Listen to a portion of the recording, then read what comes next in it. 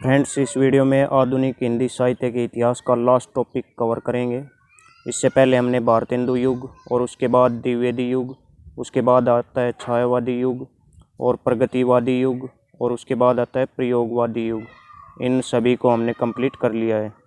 तो friends, video को ध्यान से पूरा जरूर देखें। पहला क्वेश्चन है फ्रेंड्स, नई कविता शब्द का सर्वप्रथम प्रयोग किसने किया था? नई कविता शब्द का सबसे पहले प्रयोग किसने किया था? अज्ञे जी ने। और आकाशवाणी पटना के एक कार्यक्रम के दौरान इन्होंने इस शब्द का प्रयोग किया था। 1953 के बाद का युग है फ्रेंड्स, नई कविता का युग। 1953 तक दूसरे युग थे, प्रयोगवादी युग। अगला क्वेश्चन, एक काव्य आंदोलन के रूप में नई कविता को प्रतिष्ठित करने का श्रेय किसे है? तो फ्रेंड्स, एक पत्रिका निकली थी नई कविता नाम से,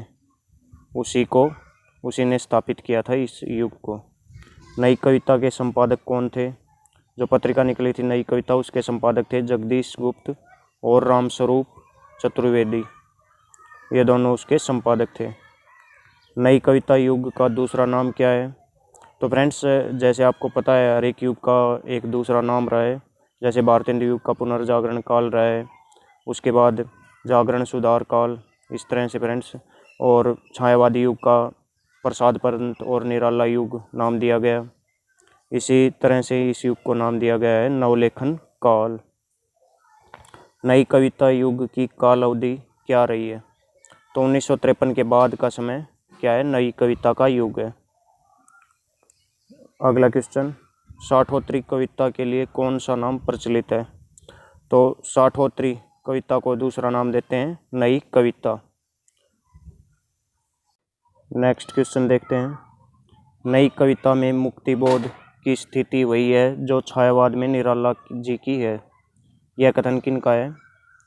तो फ्रेंड्स, ये है नामवर सिंह जी का कथन है। ये ब्रह्म राक्षस कविता संग्रह किन का है? बहुत ही इंपॉर्टेंट रचना है ब्रह्म राक्षस नाम से, गजानन माधव मुक्तिबोध की ये रचना है। और फ्रेंड्स, ये ब्रह्म राक्षस रचना के बारे में देख लेते हैं। ब्रह्म राक्षस में ऐसे ब्राह्मण को प्रस्तुत किया गया है जो अतृप्त आकांक्षाओं के साथ मर गया है और ब्रह्म राक्षस बन गया है। इस नाम से आपने एक मूवी भी देखी होगी फ्रेंड्स, उसमें भी शायद यही स्टोरी होगी। अगला क्वेश्चन, इस कविता में ब्रह्म राक्षस किसका प्रतीक है? ब्रह्म राक्षस कविता में ब्रह्म राक्षस किसका प्रतीक है? कुंठित बुद्धिजीवी का। नेक्स्ट, मुक्तिबोध ने फैंटेसी का सफल प्रयोग अपनी किस कविता में किया है? बहुत ही इंपॉर्टेंट कविता है फ्रेंड्स इस युग की, सबसे इम्पोर्टेंट, अंधेरे में। इसी रचना के साथ इस युग की शुरुआत होती है। फैंटेसी का मतलब होता है सौपन कविता, जो हम इमेजिन करते हैं वो सब होता है इसमें। और फ्रेंड्स, एक स्पेशल नाम दिया है मुक्तिबोध जी ने फैंटेसी को, वो कमेंट बॉक्स में लिखकर बताइए, आगे आपको बताया जाएगा। मुक्तिबोध का निधन किस वर्ष हुआ? 1964, 1964 में इनका निधन हो गया था। 11 सितंबर 1964 को इनका देहांत हुआ। पंडित नेहरू का निधन भी इसी वर्ष हुआ था फ्रेंड्स, 27 मई 1964 को। नई कविता पत्रिका का प्रकाशन वर्ष कौन सा है? बहुत इंपॉर्टेंट है फ्रेंड्स, इसी पत्रिका के नाम के कारण इसका नाम नई कविता रखा गया। 1954 इसका प्रकाशन वर्ष है। अगला रचनाकार देख लेते हैं, नरेश मेहता हैं। नरेश मेहता को किस वर्ष हिंदी भाषा के लिए ज्ञानपीठ पुरस्कार मिला था? 1992 यानी 1992 ईस्वी में इनको हिंदी भाषा के लिए ज्ञानपीठ अवार्ड मिला था। और ज्ञानपीठ अवार्ड सर्वोच्च पुरस्कार है फ्रेंड्स साहित्य के क्षेत्र में। ये अलग अलग भाषाओं में दिया जाता है। कुछ है कि हिंदी के लेखक हैं जो इस अवार्ड को प्राप्त कर सके हैं। सबसे पहले सुमित्रा नंदन पंत जी को मिला था चिदम्बरा के लिए। कितनी नाव में कितनी बार के लिए मिला था अज्ञे जी को। अगला क्वेश्चन, नरेश मेहता को किस कार्य के लिए ज्ञानपीठ अवार्ड मिला था? तो फ्रेंड्स, उनके संपूर्ण जीवन की जो रचनाएं थी, संपूर्ण रचना क्रम था उनका, उसके लिए इनको ये ज्ञानपीठ अवार्ड मिला था नरेश मेहता को। उर्वशी किन की रचना है? रामधारी सिंह दिनकर की ये रचना है। और फ्रेंड्स, इस रचना को इसके लिए 1972 में इनको ज्ञानपीठ अवार्ड भी मिला था। अगला क्वेश्चन, इनमें से किसे नई कविता का कवि नहीं कहा जा सकता? तो फ्रेंड्स, नई कविता युग के अंग्रेजी भी कवि हैं, धर्मवीर भारती भी इसी युग के हैं, रघुवीर साय भी, लेकिन नागार्जुन इस युग के कवि नहीं हैं। ऑप्शन डी इसमें सही रहेगा।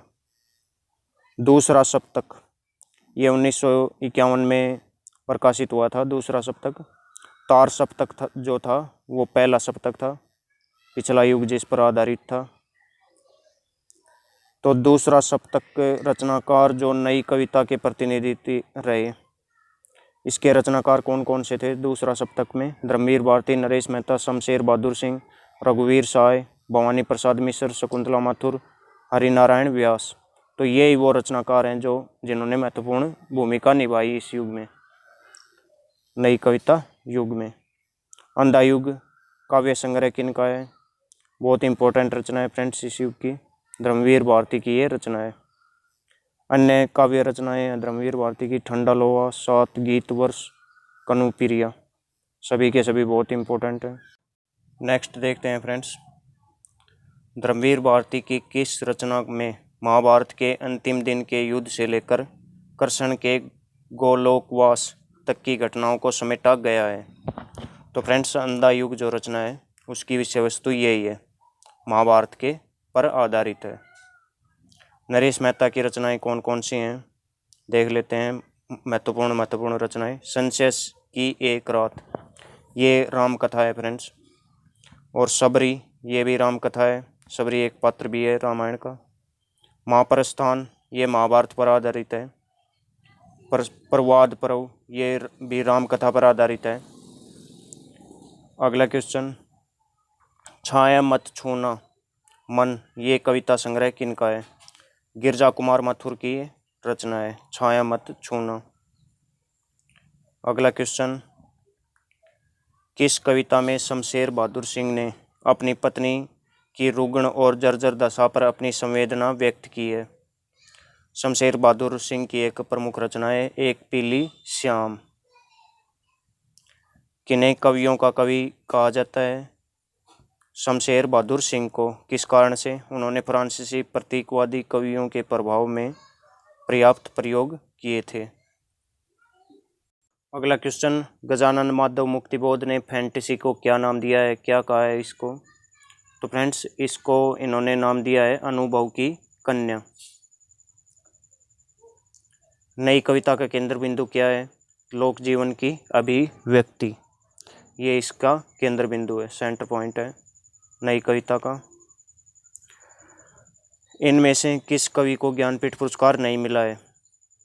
तो फ्रेंड्स, रामधारी सिंह दिनकर जी को मिल चुका है 1972 में, आगे जी को मिल चुका है कितनी नावों में कितनी बार के लिए, कुंवर नारायण जी को मिल चुका है, और धूमिल को नहीं मिल सका है ये अवार्ड। साहित्य का सर्वोच्च पुरस्कार है, कुछ एक हिंदी भाषा के लेखकों ने ये प्राप्त किया है। निम्न में से किसकी कविता में प्रगतिवाद, प्रयोगवाद और नई कविता की विशेषताओं का सामंजस्य है? किसकी कविताओं में है? प्रभाकर माचवे की। नई कविता शब्द का सर्वप्रथम प्रयोग किसने किया? पहले बता चुका हूँ, आज्ञे जी ने किया था। सच्चिदानंद, हीरानंद, वात्स्यानंद आज्ञे, ये इनका पूरा नाम था। आकाशवाणी पटना में एक भेंटवार्ता में 1952 के साल में किया था, ये भी ध्यान रखें। कुंवर नारायण की रचनाएं कौन कौन सी हैं? चक्रव्यूह, परिवेश हम तुम, इन दिनों, अपने सामने, ये इनकी रचनाएं कुंवर नारायण की। मधुशाला किन की रचना है? बहुत ही फेमस रचना है हिंदी की, हरिवंश राय बच्चन जी की ये रचना है, अमिताभ बच्चन जो अभिनेता हैं उनके पिताश्री की। अगले फ्रेंड्स, हिंदी के मोस्ट इम्पोर्टेंट क्वेश्चंस हैं, हर एक एग्जाम में पूछे जा सकते हैं, इसी कारण से मैंने शामिल किए हैं। प्रेमचंद द्वारा रचित कहानियों का संग्रह कौन सा है? तो मानसरोवर जो इनकी रचना है उसमें इनकी कहानियाँ संकलित हैं, प्रेमचंद जी की। पद्मावत किन की रचना है?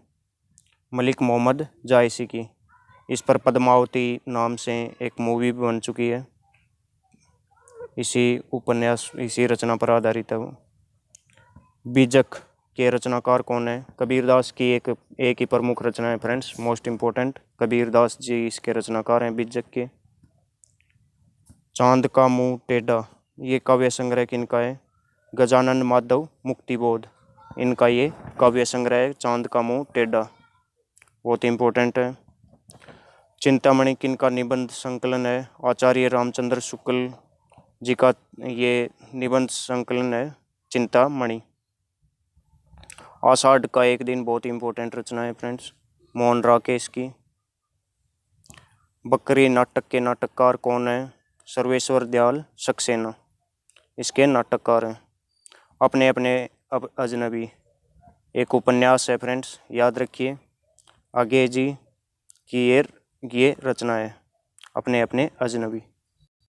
फ्रेंड्स कमेंट्स में लिखकर आपको ये बताना है कि राष्ट्रीय हिंदी दिवस और विश्व हिंदी दिवस किन तारीखों को मनाया जाता है हर साल। जल्दी से कमेंट्स बॉक्स में लिख दीजिए। 14 सितंबर और 10 जनवरी, इन डेटों में से कौन सी डेट रहेगी सही आंसर में? तो फ्रेंड्स वीडियो को लाइक कीजिए और अपने फ्रेंड्स में व्हाट्सएप ग्रुप्स में ज़रूर शेयर कीजिए। धन्यवाद फ्रेंड्स।